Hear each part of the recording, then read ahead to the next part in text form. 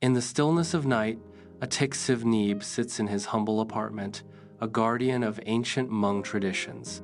Traditional Hmong herbs and sacred artifacts surround him, whispering tales of forgotten lore. Outside, the city lights flicker, casting long shadows that dance upon the walls. An unnatural silence fills the air, heavy with unspoken secrets and unseen forces. He is a hnub, a shaman, a bridge between worlds, bound by duty to protect the old ways. The weight of his lineage settles upon him as he prepares to face the night's mysteries. In the shaman's apartment, sacred herbs ignite, casting an ethereal glow as smoke dances through the air. Ancient Hmong words spill forth, invoking the ancestors as a palpable weight descends. The room fills with a strange pressure, the air thick with unseen forces. The smoke continues to rise, enveloping the shaman in a mystical embrace. The apartment pulses with an otherworldly energy, the ancestors drawing near. Suddenly, the apartment is engulfed in flames, turning the familiar space into a raging inferno. The vision intensifies. War erupts, chaos reigns, and destruction spreads as the air crackles with heat. A year flashes before my eyes, seared into the heart of the fire. 2035. The stench of burning fills the air, an ominous omen of the future. Within the confines of the shaman's apartment, the air crackles with unseen energies as visions begin to flood the senses. China rises, its military might displayed in a fearsome arsenal of advanced weaponry. Satellites plummet from the heavens, falling like tears from the sky. Digital systems collapse, plunging the world into darkness and chaos. A silent, devastating assault cripples the globe, leaving destruction and despair in its wake. The world reels from a silent, crippling blow, its foundations shaken to their core. Visions fill the shaman's apartment, American skies choked with fighter jets. Oceans churn, warships swarm, hinting at impending conflict. The enemy lurks, masked and formidable, ready to unleash chaos. They are not alone, implying a deeper, more sinister alliance. In a cramped apartment, multiple monitors flicker, casting an eerie glow across the room. The screens display maps of Europe, marked with cyber attacks, spreading gas clouds, and regions gripped by famine. News feeds flash images of chaos unfolding across Europe, painting a grim picture of impending doom. The apartment transforms into a digital war room, illuminated by the cold light of impending disaster. The scene is a nerve center, pulsating with the urgency of a world on the brink. In the dimly lit apartment, incense smoke dances around ancient artifacts as I focus intently. The air crackles with unseen energy as the world outside begins to fade. Small nations choose sides for survival, not honor. I see soul-burning tanks rolling through Eastern Europe, London in darkness. Visions of impending doom flood my mind. Countries turn on each other, old alliances shattering like glass. Amidst the crumbling American cities, a deeper wound festers, the devastation of the human spirit. Children stand with hollow eyes, their innocence lost to the ravages of war. Soldiers hardened by battle weep openly before facing the enemy. Mothers, their faces etched with sorrow, dig graves with bare hands, burying their children. The human spirit collapses under the weight of relentless attacks and unbearable loss. Hope flickers dimly in the darkness, threatening to be extinguished by despair. In the dim light of the shaman's apartment, dust motes swirl like tiny spirits, disturbed by unseen forces. Ancient tomes and strange artifacts crowd the bookshelves, whispering forgotten lore. The air hangs heavy with the scent of incense and dried herbs, a fragrant shroud over secrets untold. Nations fight not for land, but because they have forgotten how not to fight. The spirits weep, and the earth screams in agony. Unseen energies swirl, thickening the air around the shaman. The shaman's eyes glaze over, lost in the depths of a powerful vision. The room dissolves, replaced by ancestral figures emerging from the mist. A voice echoes, "This is what they have chosen, unless you warn them." I awaken abruptly, my body convulsing, drenched in a cold sweat. Burning sensations sear through my hands, a painful echo of the smoke-filled vision that still clouds my eyes. The weight of the vision crushes me, a suffocating burden on my soul. I am struggling to breathe, gasping for air, overwhelmed by the vision's intensity. Bathed in the eerie glow of the computer screen, I sit in shadows, a lone sentinel watching as the world marches toward its end. The headlines scream of escalating global tensions, each a harbinger of impending doom. The world blindly stumbles forward, deaf to the approaching catastrophe, while I bear witness to the gathering storm. I see the threads of fate unraveling, the inevitable descent into chaos that others refuse to acknowledge. In the silence of my apartment, I am the sole observer, burdened with the knowledge of what is to come. Amidst the city's vibrant pulse, I navigate through a sea of faces, each lost in their private worlds. The city dwellers are absorbed in their screens, oblivious to the visions of what is to come.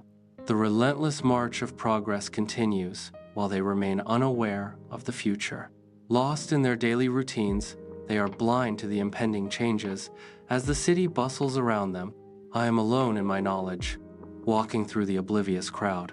Inside the bustling news station, I reach for the telephone, my hand trembling slightly as I prepare to make my call. As the phone connects, I begin to speak, my voice rising with passion and urgency, hoping my message will resonate. But my hopes are quickly dashed as the producer's dismissive voice cuts me off, labeling me as nothing more than a crank.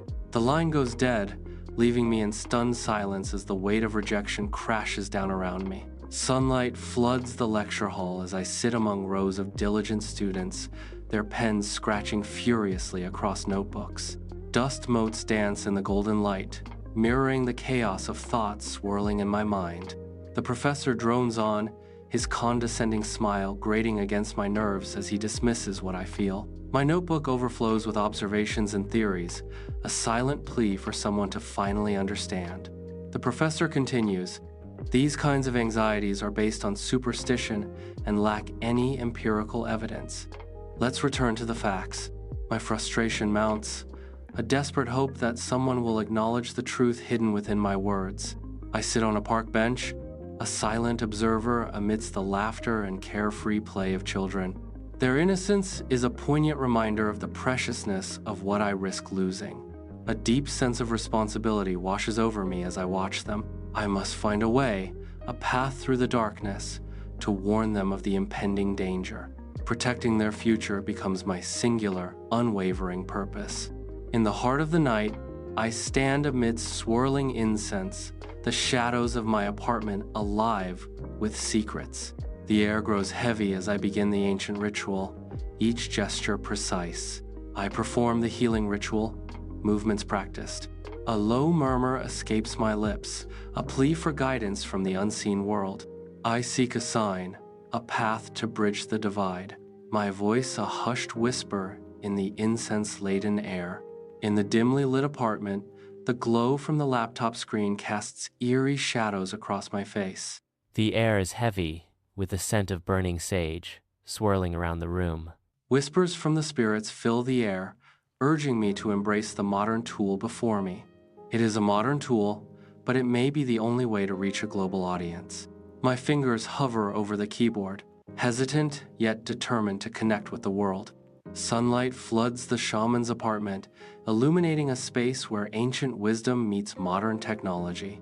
Fingers dance across the keyboard, weaving words that carry the weight of generations.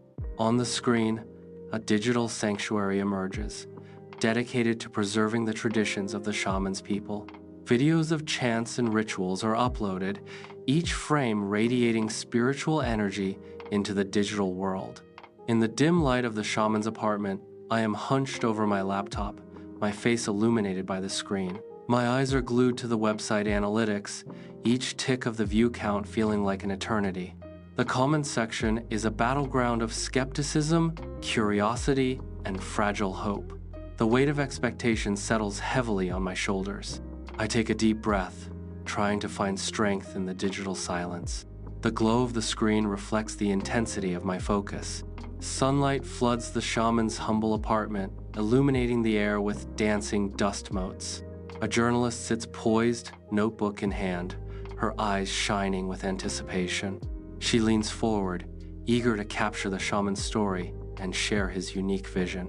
With a hopeful tone, the journalist begins, "I'm so intrigued by your story. I want to share your vision with a wider audience." The shaman listens intently, the weight of his untold story hanging in the air. The room is filled with anticipation as the journalist prepares to document the shaman's extraordinary tale. Bathed in the harsh glow of studio lights, I sit poised at the anchor desk, ready to deliver grave news.